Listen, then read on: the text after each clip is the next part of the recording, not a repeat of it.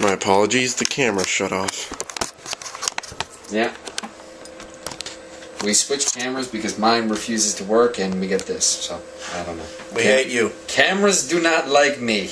This is all I know. Hey, this one died of batteries when I was about to get my picture taken with the basis of Cannibal Corpse. Do you have any idea? You have any idea how much I want to smash that thing on the ground? Yeah, it doesn't like you very much, I don't think.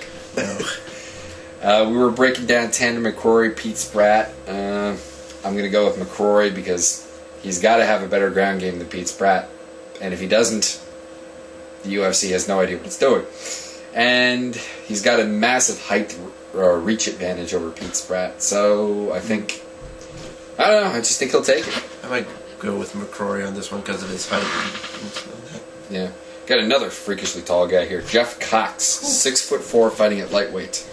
For the record, if you were to take me, you haven't seen me at full height, but that's about 5 inches taller than me, and he weighs somehow 50 pounds less than I do. I don't know. Someone show me what that guy eats. He's fighting Gleison Tibau, who's making his 3rd appearance in the UFC. Gleason's only loss in the UFC is to Nick Diaz, and there's no shame in losing Nick Diaz. Nick Diaz is crazy. He is dangerous. And he beat Jason Dent, who's a pretty good fighter. So, as for Cox, it's his debut. As a lot of these fights will have guys making their debuts because this is the UFN. Mm-hmm. It's free TV. They don't give us the superstars. Okay. Basically, this kind of breaks down to the only fight I've seen Jeff Cox fight. He got KO'd by Thiago Alves. This is not really a problem. I mean, Alves has got some 6'6" striking, but they're both considered ground fighters from what I can see. I know Tibau is. I didn't really get to see a lot of Cox. I just saw him get knocked out by Alves. Gleison comes from Brazil, and I mean that's always a pretty good indication. BJJ? Yeah, the BJJ. He comes from a camp called Novello Timodo, something like that. I honestly can't pronounce it. But anyways, they have a couple good fighters. Vitor Belfort's come out of there, and a couple other good Brazilians. I think Anderson Silva was there briefly. He's currently the middleweight champion of the UFC. Gonzaga? No, not Gonzaga. Gonzaga trains in the States now. I think he trains with Babu. He's snoring. Sleeping Anthony is snoring. I'll have to jab him with a stick later. That will be fun. We got a shot of him later. Don't worry.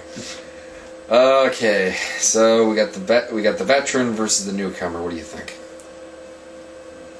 I'm gonna have to go with the veteran on this one. I'm gonna go with Tibau. Yeah, I'm gonna go with Tibau too, just because Cox is a ground-based fighter with those long limbs, which I assume he's got at 6'4", and at 155 pounds. I mean, he better have some long limbs. That's a nice submission bait right there for Gleison.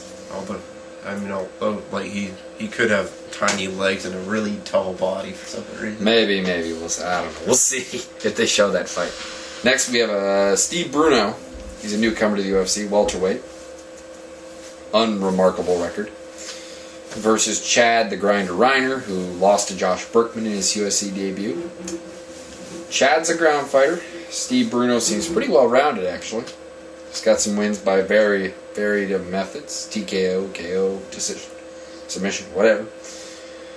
But I haven't really seen him fight. So I can't even really give a comment on his skills, and I didn't recognize anyone he beat. So, I don't know.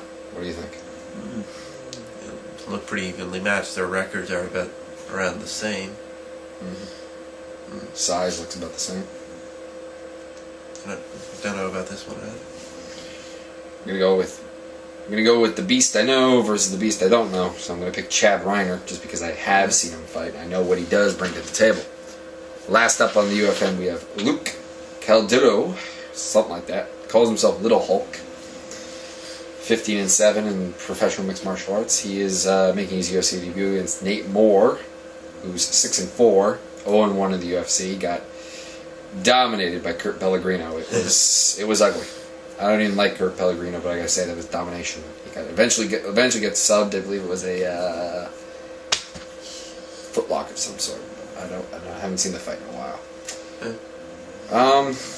I don't really know a ton about Caldillo, except with the name like Little Hulk. I'm, hoping he's a strong guy. You don't get that nickname by being weak. Did Sleeping Anthony let one rip? No, he's snoring loudly. No, I think he let one rip. Oh. Well, my nose is plugged up right now, so I can't see. Okay. I think you let one rip. Okay. All right, get to the pick. We got Caldwell Moore. Who are you riding?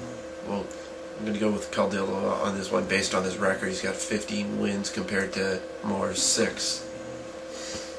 I don't like to go with an unknown, but I was very unimpressed by Nate Moore in his debut, so I'm going to go with Little Hulk, Luke Caldillo. All right, now